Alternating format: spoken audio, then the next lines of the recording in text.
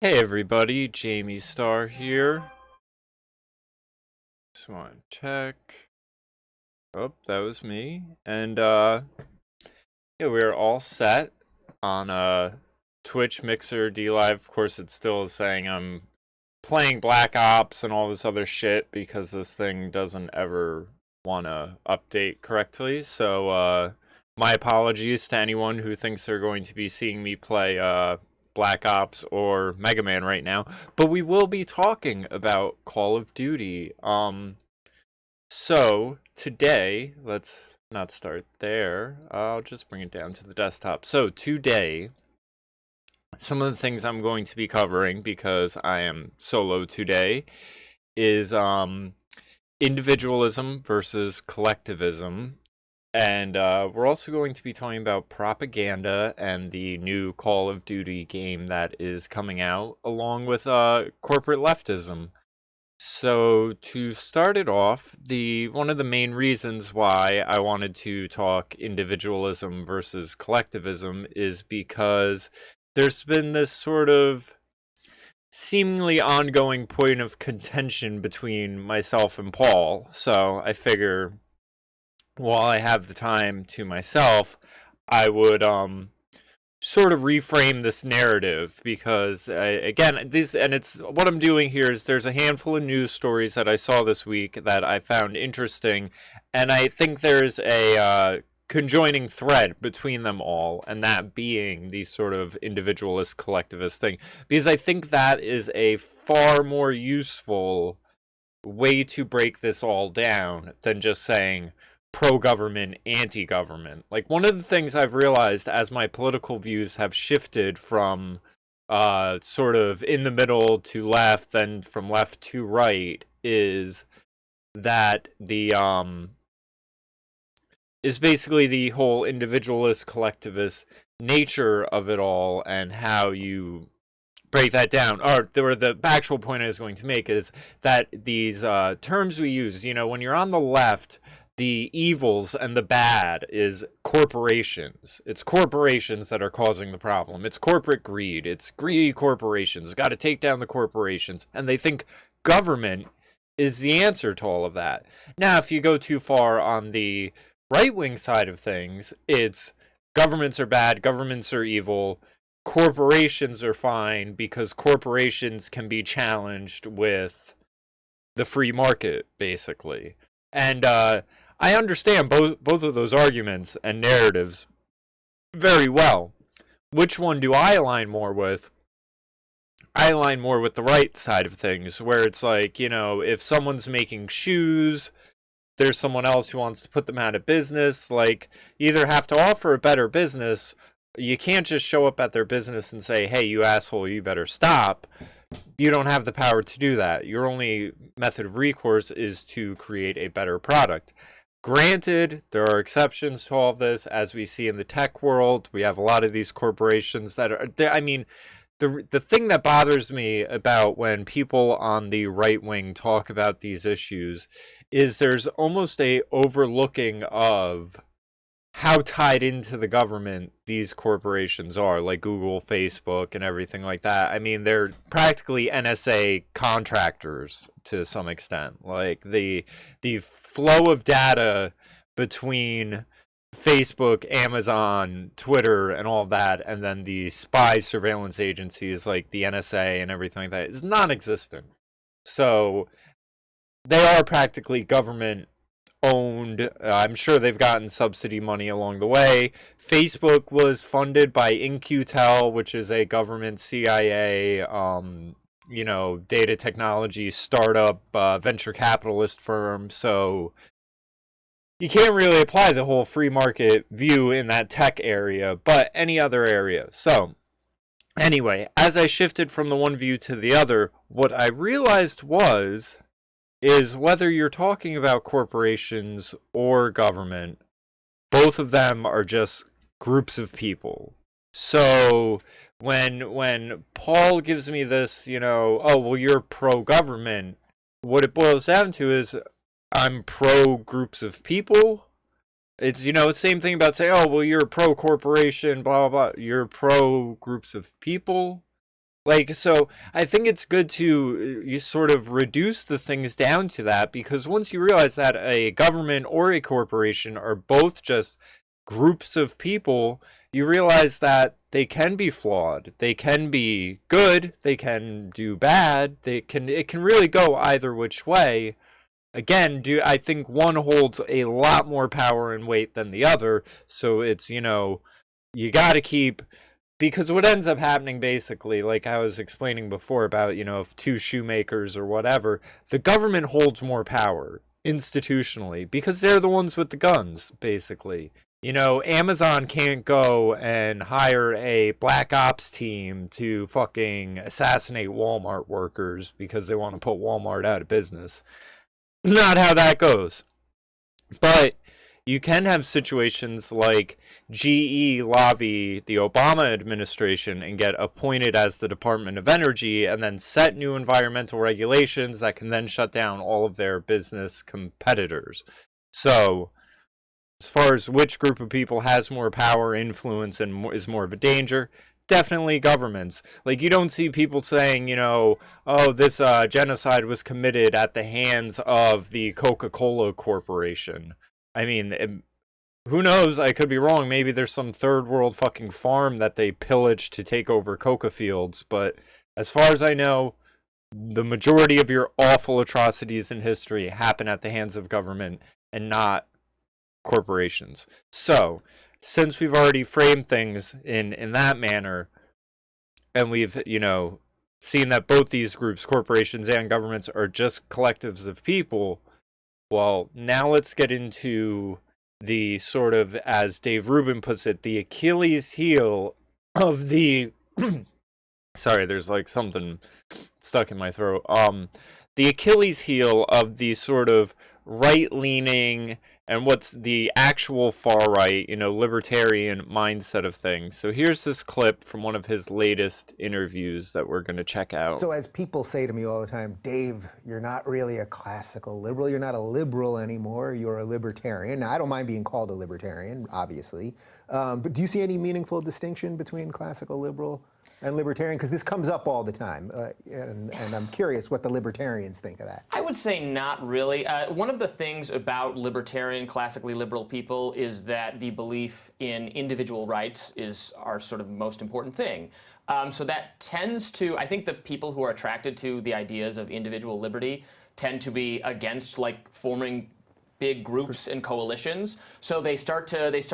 That would explain the success of the Libertarian Party, I think. Well, exactly. They get skittish when there's too many other people calling themselves libertarians. They go, well, I only agree with that person on 99.7% of things. Yeah. What about the other 0.3%? So then they want to say, well, I'm a classical liberal, you're a libertarian, or I'm an individualist liberal, or I'm a anarcho-capitalist, or so. There's a lot of fracturing that is just what happens when you have people who are drawn to the idea of individualism trying to form a larger group. So in a weird way, is that sort of the ultimate Achilles heel of anyone that cares about liberty, that to then coordinate around liberty? I guess the founders were able to do it somehow and had real disagreements on exactly what that meant. But sort of in a modern sense, when there's so many different ideas of what freedom is, and now we have 300 some odd million people that live in this country, that it's really hard to get a unifying principle. I mean, that sort of does explain the naked guy running around at the Libertarian Convention and just sort of the general lunacy, because I would love to see a strong Libertarian Party or a classical liberal party, but it doesn't seem like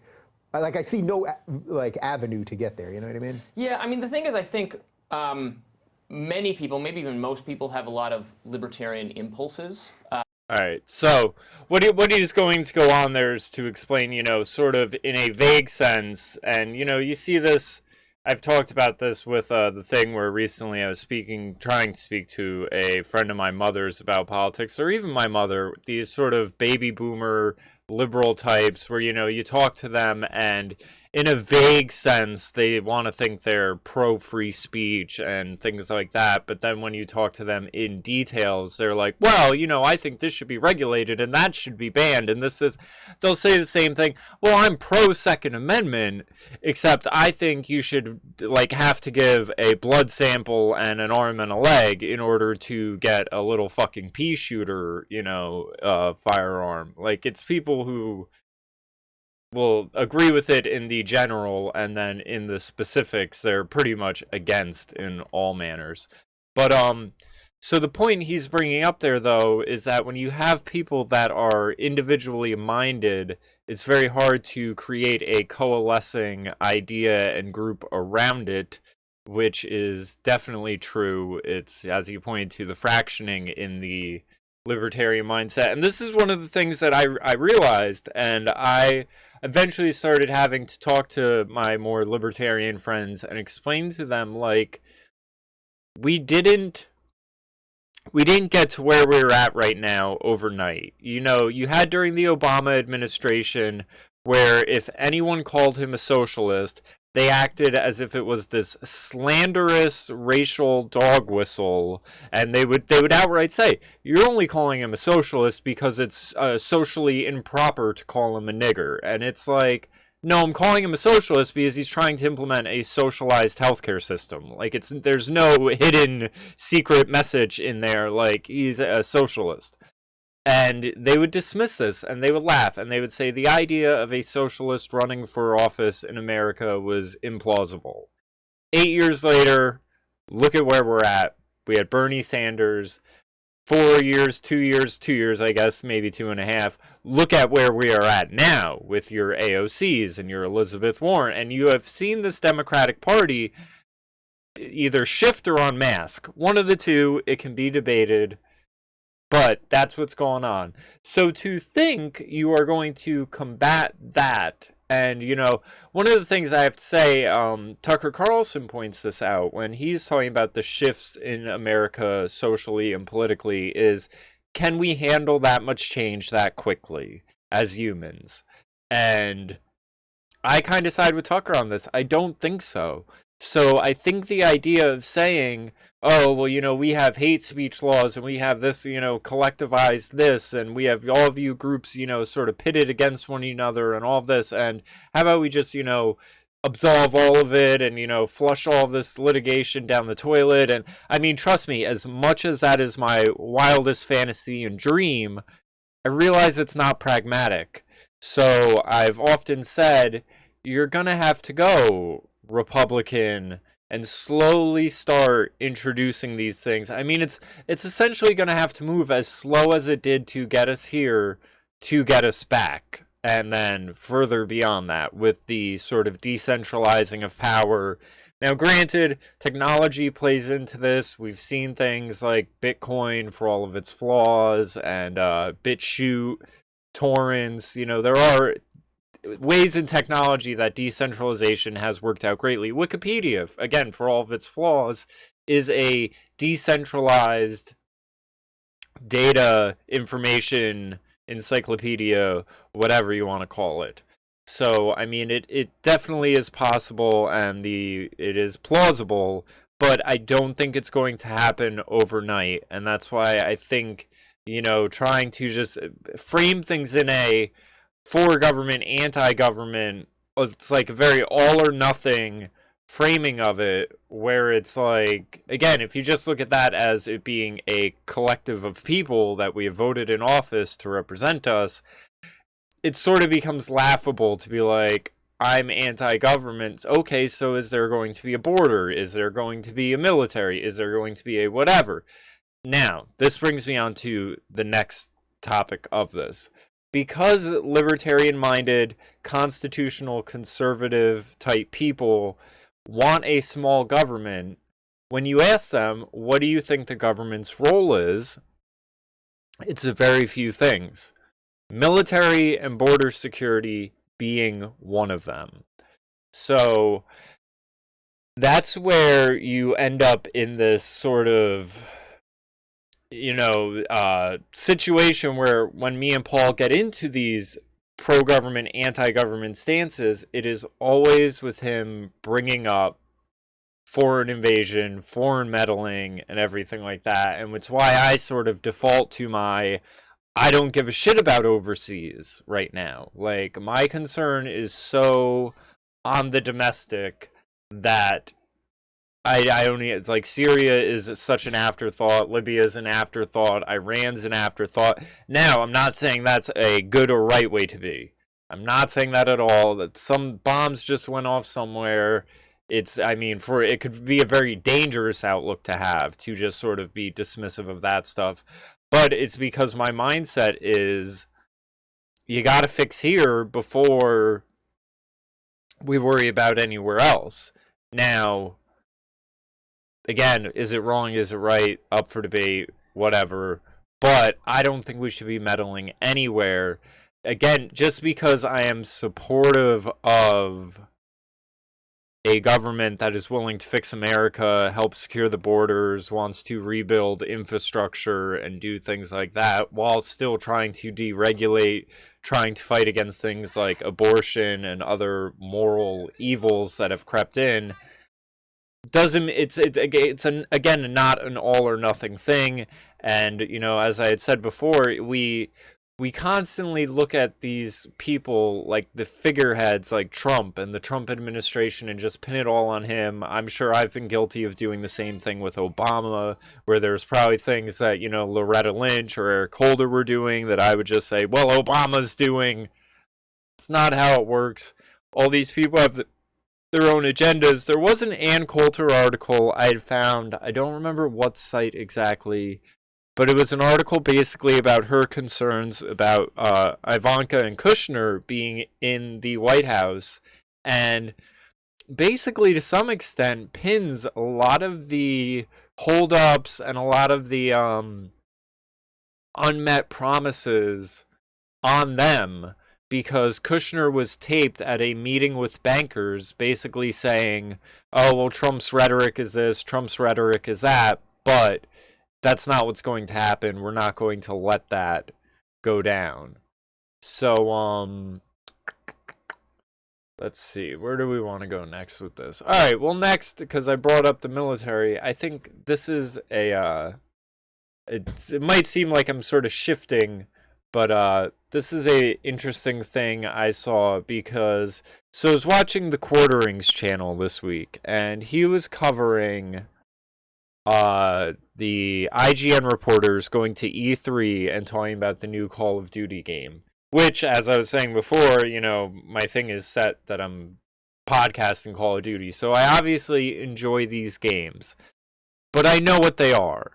And I feel like that is a very important thing. We've seen, as articles which I'm going to lead this up to, we've seen numerous of these where they're finding propaganda in these video games and stuff. But let's first look at the reactions of these reporters, because one of the things I wanted to bring up is in this whole collectivist versus individualist, there's also, again, oddly, for people who want to say things that exist on spectrums, gender's on a spectrum, sexuality's on a spectrum, I'm sure they think race is on a spectrum and all this other stuff.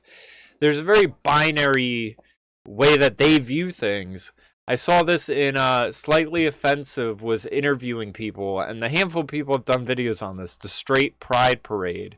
And one of the things that I think is so disturbing that you see pop up is the presumption that the people who have set to have this straight pride parade, and despite having Milo Yiannopoulos named as the Grand Marshal, the people who are trying to have this straight pride parade, when people are asked about it at gay pride parades, the presumption is that they are having a straight pride parade because they hate homosexuals, LGBTQ, whatever.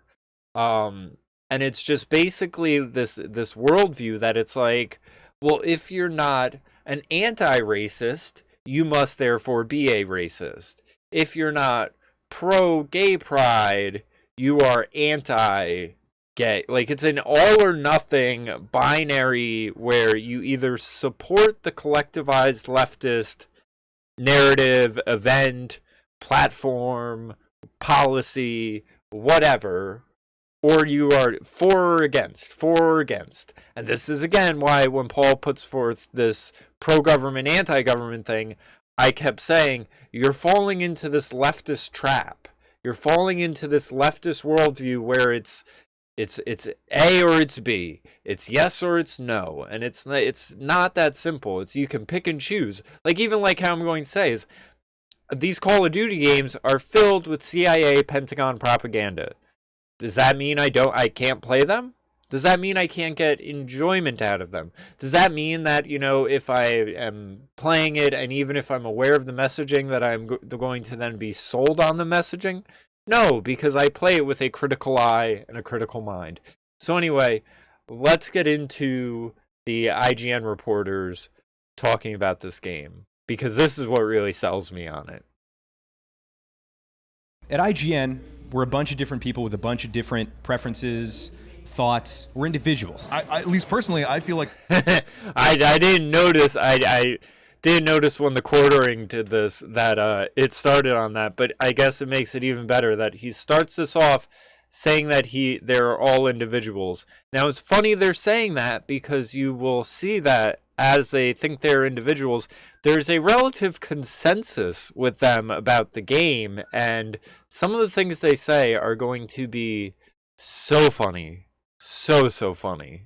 I don't necessarily want to play 15 to 20 hours of what I was just shown. It's very jarring, Yes. and I found myself feeling extremely uncomfortable during the demo. If they get it right, it's going to be one of the most memorable and probably best Call of Duties ever in this annual long-running series. I hope the game isn't 10 hours of that sort of feel, because that would be very intense and ultimately not very fun. It is extremely visceral, it is extremely unsettling, but in spite of all of that, or maybe because of that, I mean, it's my game of the show. Now, just context here. Extremely unsettling for a game that is essentially a war simulation. I mean, the only thing I can imagine with these people is that they're so used to this Battle Royale, Fortnite, Overwatch, cartoonish, you know, game graphics thing, that even when... Oh my god, did I just pour my e-juice into my No, okay. So, even when the, just making sure I'm not going to give myself nicotine poisoning on live air, even when they are, I mean, just how absurd. People that are here to review video games are like, oh my god, Call of Duty looks realistic. Yeah, no shit. Yeah. The rules have changed. There's a fine line between right and wrong. See, even with what I was just saying, you can already get the, they said, fine line between right and wrong. Not to these people. To these people, there's a definitive line between right and wrong. So they don't like that this game is operating in this moral gray area. What the women say about this game, I feel, is the most telling. So let's keep going. There's essentially a terror attack in London. Spoilers, by the way. There's a terror attack in London. Your cell, Captain Price, Sergeant Garrick, who I believe is the protagonist, the character you play as, take a small, covert SWAT-style team. Tier 1 operators. Tier 1 operators.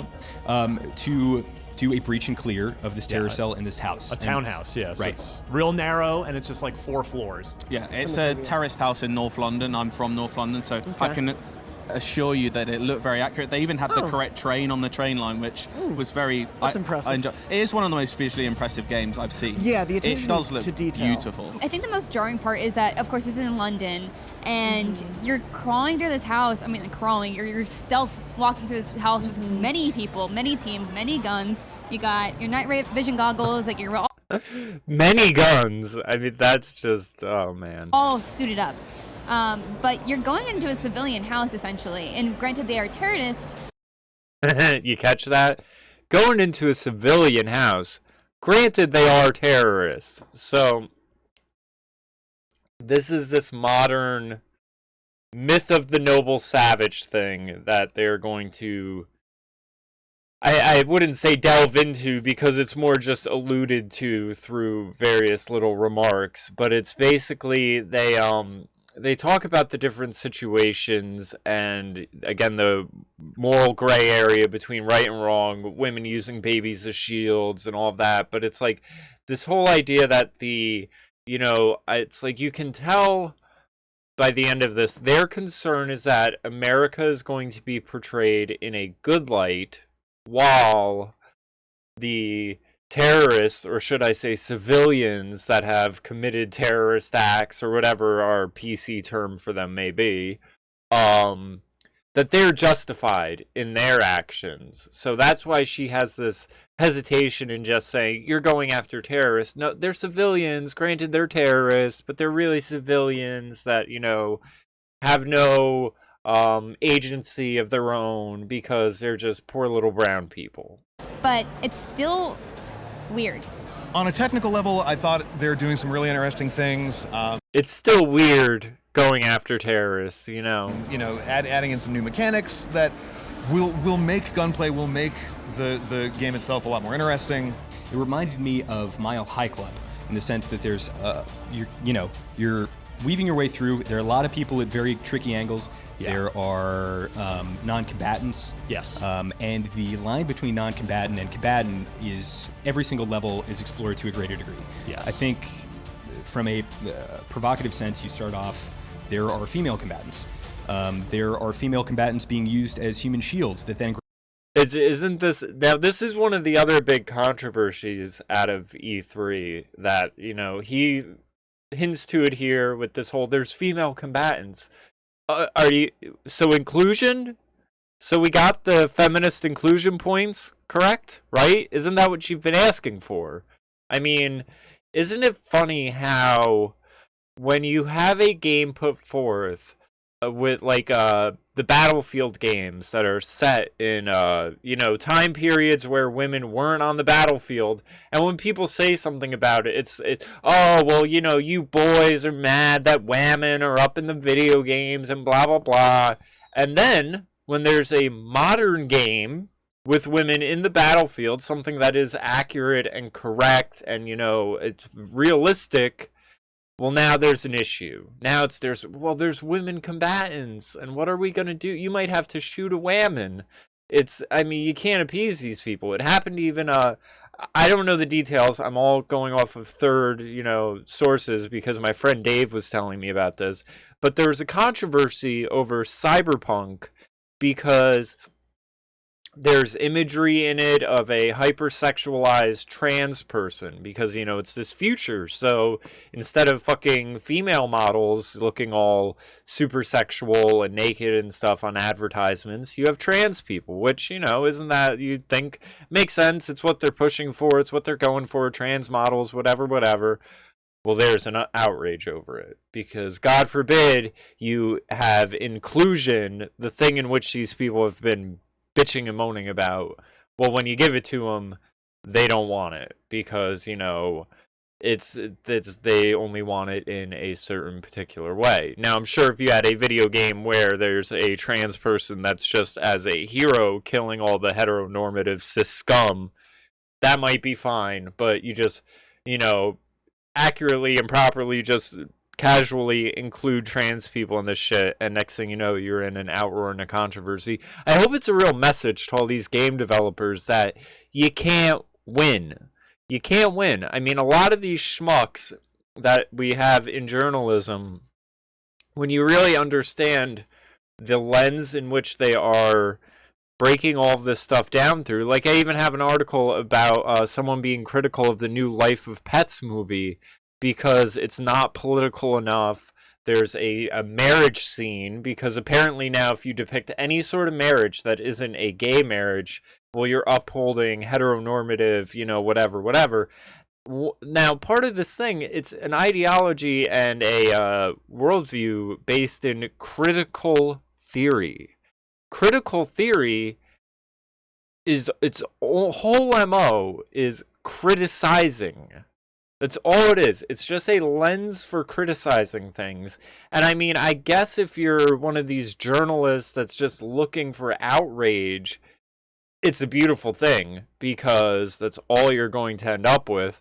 It's not constructive whatsoever. It's only critical. So let's continue with the rest of this. Shoot you.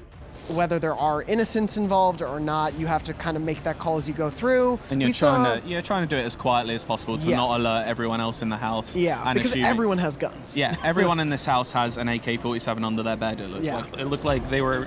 Now, here's the other thing. It's like I'm just sort of even more curious about this game where they're like, well, there's innocents or not, but everyone has a gun. If it's a Call of Duty game and everyone has a gun, fucking shoot their asses. That's what you do. Incorporating some Rainbow Six kind of style things where you can shoot through doors, you can shoot through walls, you can peer around corners. Yeah, you've got the lean mechanic, which is really nice. And enemies have that too. They'll pop their head around, and if you're quick enough, you can nail. It's unfortunate though, because like these mechanics are super interesting.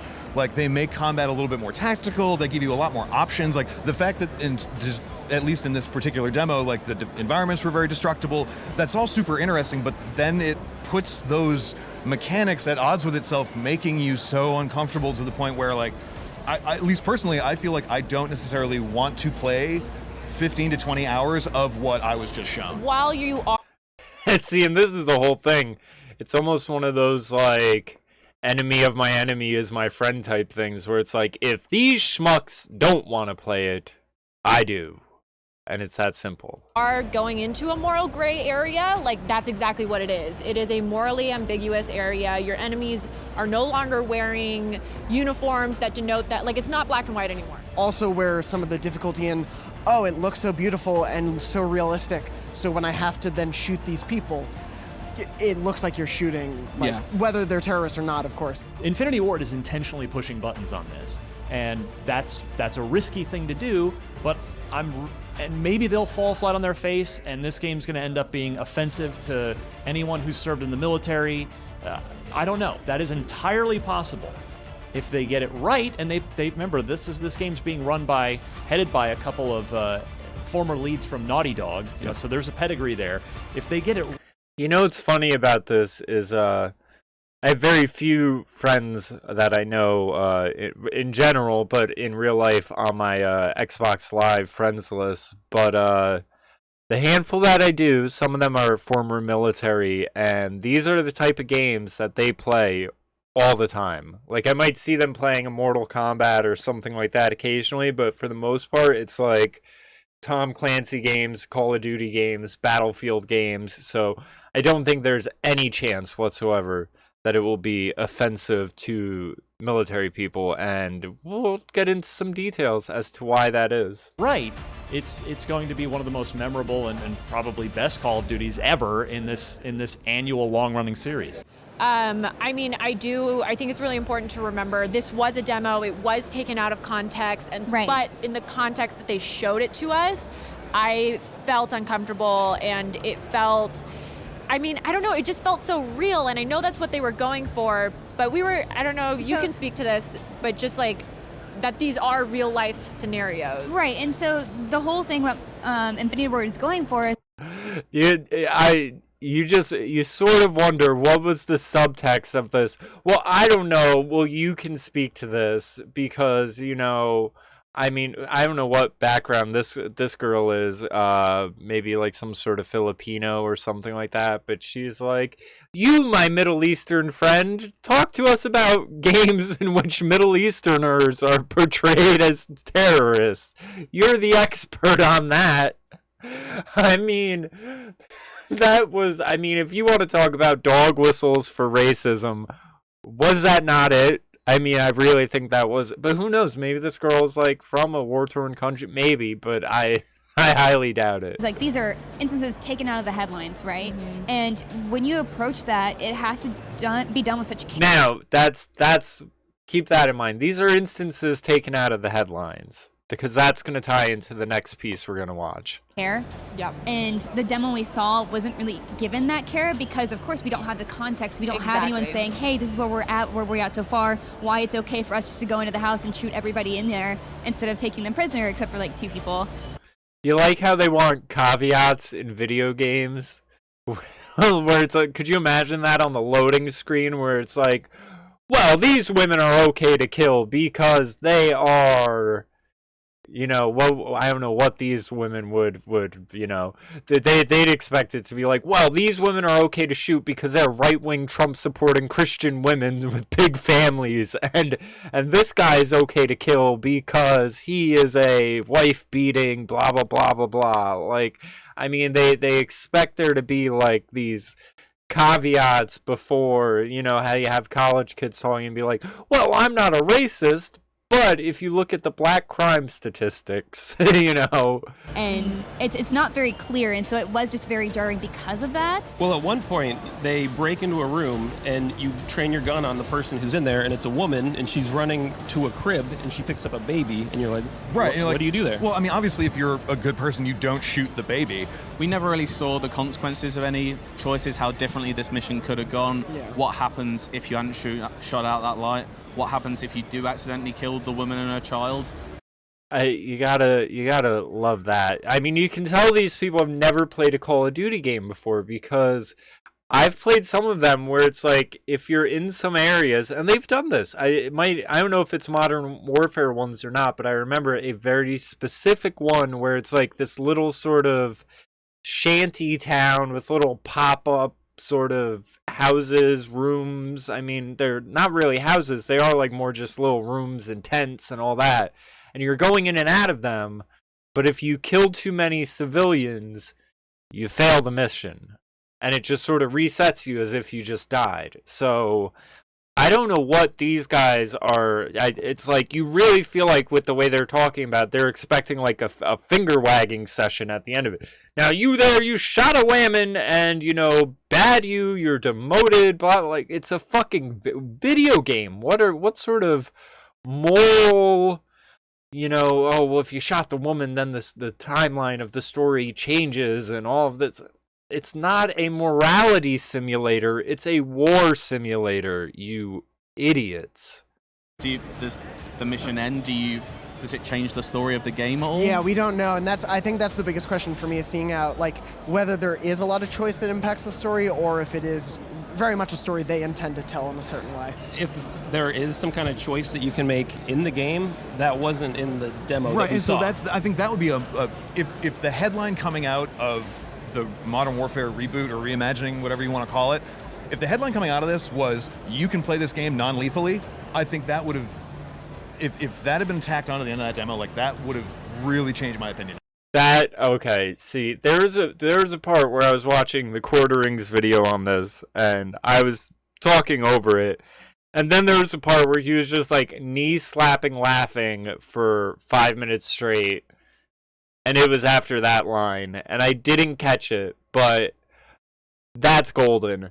If you can play this game non-lethally, if you can play a Call of Duty game non-lethally, could you imagine? You want to play a Call of Duty game non-lethally? You know what it's called? Not playing a Call of Duty game. Moron. I mean, really, these people, like, so... Anyway, I think that makes enough of a point of what I wanted to make on that. So now the whole thing with this game, I don't know if they're going to show some of the clips, but oh yeah, here we see the white helmets. Now Paul and I have talked about this in the past, the things in Syria, whether they're false flags or not, the whole storyline with these white helmets. You had recently I don't even know. They look sort of like missiles or something. There was something being dropped. Red Elephant, Vincent James covers this very well about these things that were dropped in Syria, and they claim they were dropped from planes. But, you know, these engineers have figured out that they weren't dropped from planes. And, you know, again, this whole false flag idea of, did this really happen the way the news is telling us it happened? Well, you can't rely on the people at Infinity Ward and Treyarch and Call of Duty to accurately tell you what's going on, because we have information like this. We often think of video. So I'm just going to let this piece play, and you know, this is the reality of the situation with these games, where with them talking about, is there a particular storyline that they want being told? The answer is yes. And Again, asking, will this offend veterans and military and all that? No, because they're working on and consulting on these games. So, now, this isn't the only one of these. We saw this happen with the attack in Paris, where there was a Call of Duty, I believe Modern Warfare game, where there was an attack in Paris that basically mirrored a scenario from one of these games. And it's happened again, and I think it's safe to say it's going to continue to happen. So let's check out this clip. We often think of video games as fiction, but the US government has weaponized them to advance its agenda. Nowhere is this more clear than in Venezuela, where the US military has laundered regime change propaganda through some of the world's most popular first-person shooter games. This March, amid a US-backed right-wing coup attempt overseen by the Donald Trump administration, Venezuela saw a sudden collapse of its electrical infrastructure, plunging the country into darkness. This is renewed focus on the role of video games in psychologically conditioning users to support Venezuela's destruction, and in foreshadowing specific events that have taken place during the coup. Venezuelan citizen journalists Orlenis Ortiz and Sancocho Power have drawn attention to the similarity between the plot of a 2013 first-person shooter game, Call of Duty Ghosts, and alleged acts of US sabotage against Venezuela that took place this March. Call of Duty Ghosts is set in a dystopian future after the Middle East is destroyed by nuclear weapons. A Venezuelan general comes into power, establishing a socialist-style federation that spreads across Latin America like a disease, uniting all oil-producing nations and expelling US citizens. You, as the player, are part of an elite force of US commandos that invades the country, murders the socialist leader, and destroys his federation. The US Special Operations Forces open their assault by launching a rocket at a dam that looks strikingly similar to Venezuela's Guri Dam, an act of deliberate terror that floods the streets of Caracas. The city is recreated in vivid detail, all the way down to the Chavista graffiti that colors its walls. The mission ends with the execution-style killing of Venezuela's leader, who's shot in the back in slow motion by America's finest. And in case you weren't sure about his commitment to socialism, that leader's wearing a red beret, just like Hugo Chavez did. During a follow-up mission, the player returns to Caracas, breaks into a power plant, and inserts a computer virus into the electricity grid, plunging the city into darkness. Call of Duty Ghosts is not the only game that gives players the opportunity to simulate the destabilization of Venezuela. In a more crudely designed 2008 first-person shooter called Mercenaries 2: World in Flames, a populist billionaire named Ramon Solano takes over Venezuela in a coup and pledges to restore the country's oil profits to its people. It is time the Venezuelan people stop paying for the greed of foreign interests. We will make them pay dearly for our oil. From this day forward, everybody pays. Viva Venezuela! Everybody pays. Gamers get to play the part of Matthias Nilsson, a European sociopath who's willing to kill anyone if the price is right. Under contract from a multinational oil company, Nilsson tears Venezuela apart and ultimately winds up blowing Solano's brains out inside his palace, a place that looks suspiciously like the 4FA compound where Hugo Chavez worked when he was president. It's bad for business. So is this. Now I have to kill you. Like so many first-person shooter games, Call of Duty and Mercenaries 2 were developed with substantial input from America's military intelligence apparatus. Back in 2003, at the dawn of the so-called War on Terror, Pandemic Studios, the company behind Mercenaries 2, was subcontracted as part of a $45 million endeavor formed by the Army 5 years prior to connect academics with local entertainment and video game industries. A decade later, Call of Duty designer Dave Anthony was enlisted by a former Pentagon official named Stephen Grundman to advise the Art of Future War project, an initiative of NATO's unofficial think tank in Washington, the Atlantic Council. The project also sought advice from Oliver North, the right-wing military fanatic, who is convicted of a felony for his role in destabilizing Central America during the 1980s. I'm Lieutenant Oliver North, your instructor. In fact, North was credited as a military consultant for the 2012 Call of Duty Black Ops, and made a cameo appearance in the game. Lieutenant Colonel North, NSC. Chillingly, one future war scenario envisioned by Anthony was an assault on Las Vegas, similar to the 2008 terrorist attacks on Mumbai. Get down. Get down. Makers of a Call of Duty sequel openly boasted of working with a Pentagon advisor. So did the attack on Venezuela's electricity grid and hydroelectric dam, depicted in Call of Duty, forecast another future assault? Venezuela's government and millions of the country's citizens certainly think so.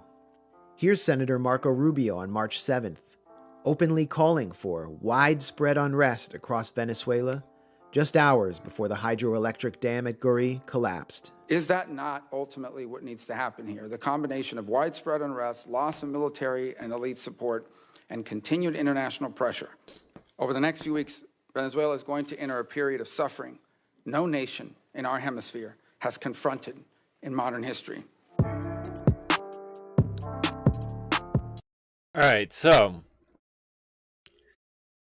now we see that these Call of Duty games are being used without a shadow of a doubt for propaganda and basically predictive programming. So, you know, as much as I am excited to play it because the reaction of those fools that call themselves journalists, I am well aware of what these games are, and especially with this one trying to, you know, pull things from the headlines, the white helmets. In fact, I think it'll just create more interesting content for us to cover.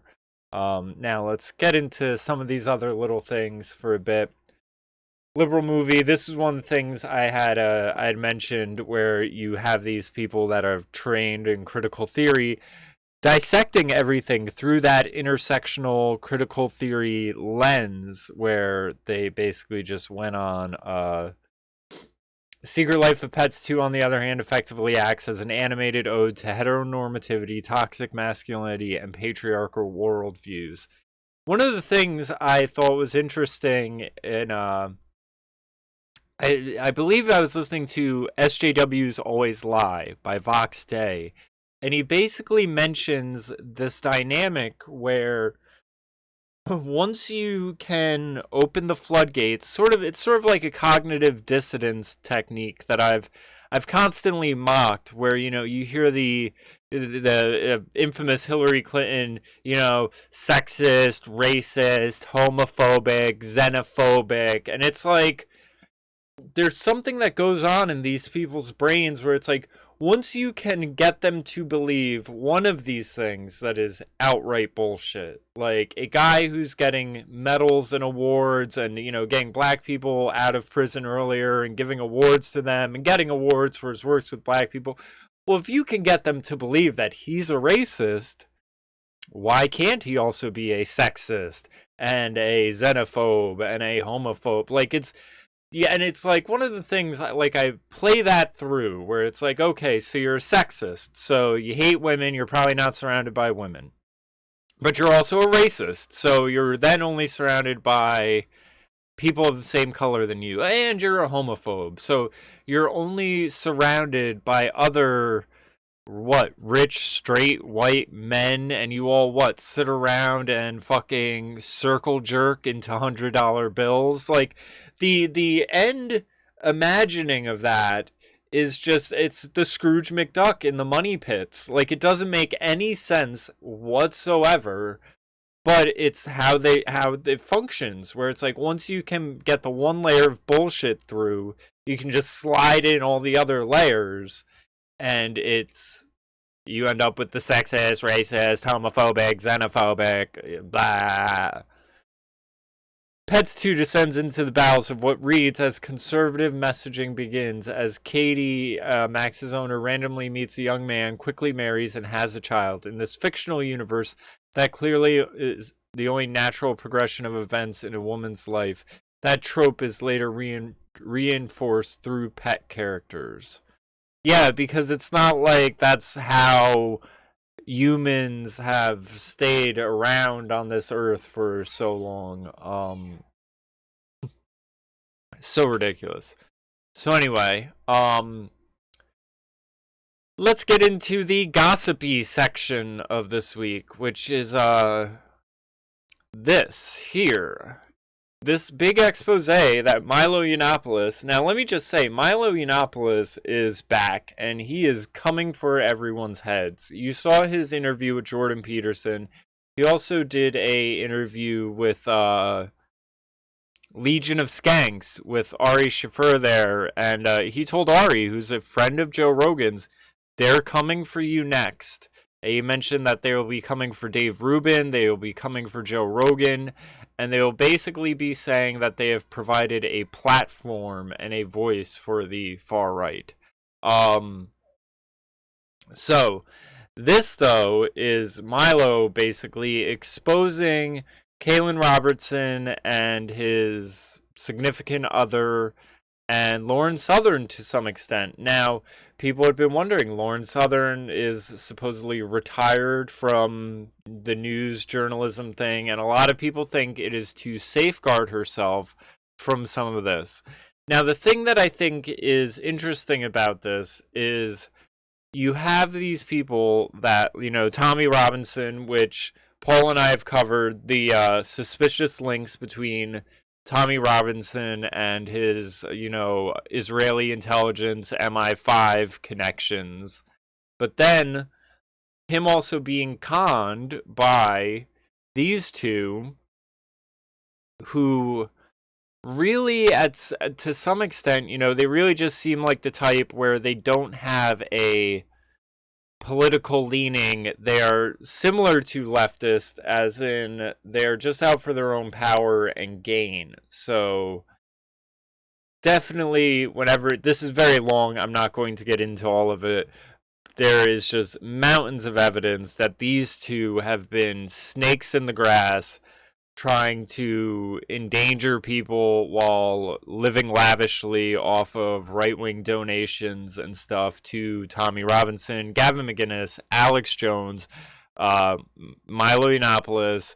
I mean, the list of people that they have burned in their wake it's just far-reaching. So that is definitely something where, again, I think there's interesting layers there where it's like, even when you have characters that may be shady on one level, there is shadiness going on and happening to them, which it's again this morally gray area where it's like there can be issue with Tommy Robinson and who's funding him and who's backing him and all of that, but then even the people working behind him have their own agendas and are working for their own thing. And it's similar to what we see in the Trump administration, where Trump may come forth and he may be on one agenda, the people behind him may be on another, trying to move the pieces in different directions. And, you know, these things are not cut and dry. You can have someone who's trying to screw over and, you know, misdirect one group being screwed over themselves by people behind them and within their team and everything. So this is something where, like I said, there's just mountains and mountains of evidence. So people can dig into that. I'm sure they've probably already heard bits and pieces of it. One of the other things I wanted to talk about is corporate leftism, which is basically, I think it's on full display right now. It's like the emperor has no clothes. Now, we started to see this in these articles. Clinton won the richest counties. Here we go. Come on. Alright, maybe we don't need that one. Trump to concede 10 richest counties to Hillary. And it basically says, you know, Trump isn't going to bother to really campaign in these millionaire, billionaire places, Hollywood, New York City, everything like that. You know, all these Democratic strongholds that are filled with the richest of the rich, he wasn't even going to bother with. And that's how the votes panned out. So we started to see this then with the 1% being in lockstep with the left.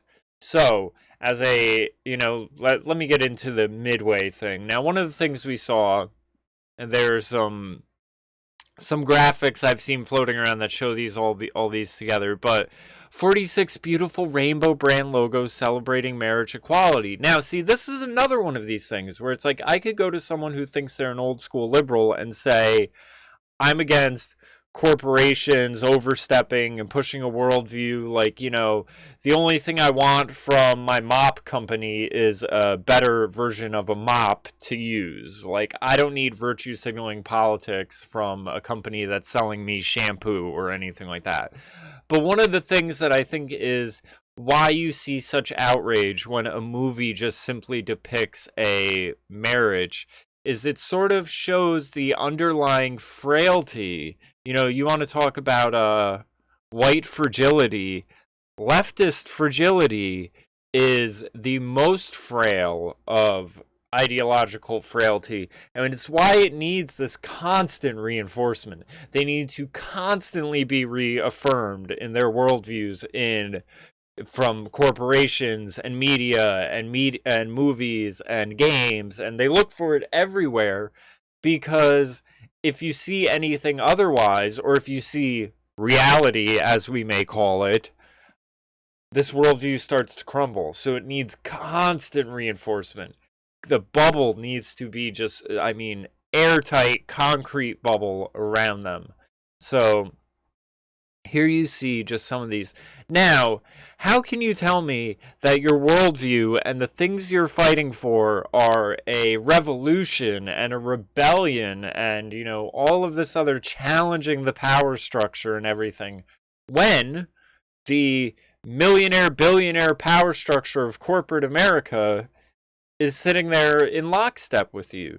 Celebrate the Supreme Court's ruling for blah, blah. Oh, this might even be an old one. So this started back in 2015, and it's just grown since. We have Twitter, Tumblr, YouTube, the White House, Spotify, Coca-Cola, Gap, AT&T, American Airlines, Uber, LinkedIn, MasterCard, Abercrombie & Fitch, Lyft, Pandora, PETA, Airbnb, Expedia, Levi's, Vivo, MTV, Huffington Post, Entertainment Weekly, Red, whatever that is, The Verge, Bustle, whatever that is, E-Online, McSweeney's, whatever that is, Glamour, Wattpad, The Honest Company, Radio, Shorty Awards, Mother Jones, Arizona Iced Tea, Nerdist, Mashable. I mean, so it's basically, you know, and this is one of the things even that I've spoken to gay friends about, where I said, you know, the White House they would always lean, you know, and have their leanings and accomplish their agendas. But, you know, the one thing they did, which was, you know, they could pass a law and you could have the politicians say, we're glad this got passed and everything like that. But when it changed really was when the White House got lit up as the rainbow flag, because that's when you had politics get to a point of rubbing people's noses in it, where it basically became, you know, we're out for dominance. That was the sort of message. And, you know, it was unneeded, you know, and taking that extra step was sort of a signifier to people of the direction, you know, this is going. And so you have all these corporations, they're in lockstep with this, you know, and we're seeing this now more than ever because of Pride Month. Well, now we also have this, which, I mean, this was the emperor has no clothes. Banning abortion is bad for business. Let's say that again. Say it with me, guys. Banning abortion is bad for business. More than 180 U.S. company bosses have signed a letter, media and fashion executives, arguing that abortion rights and conservative efforts to restrict it are bad for business. So, again, how against the top 1% and corporations and all that can these left-wingers really be when all of these corporations and everything fully support them? I mean, think about it like this. You now have these companies coming out and saying it's about paychecks over procreation. More than 180 technology, media, and fashion executives signed an open letter on abortion rights Monday. The letter, published in the New York Times, argues conservative efforts to restrict comprehensive reproductive care would be bad for business. Firms including Bloomberg, Ben & Jerry's, The Body Shop, Jack Dorsey of Twitter, Yelp, Stuart Butterfield, and Slack, 9 states have already passed abortion laws. The advertisements follows the sting. Disney, Netflix, and Warner Media all said they would reconsider filming in Georgia if abortion ban went ahead in the state. Now, one of the things I think is interesting is I watched a very detailed video by a former abortionist talking about all this stuff, and one of the questions he asked the kids at this sort of summit, or I guess it's just a lecture type thing, is when is the date for cutoffs and stuff? And the kids start saying, well, it varies from where you are and where you this and that.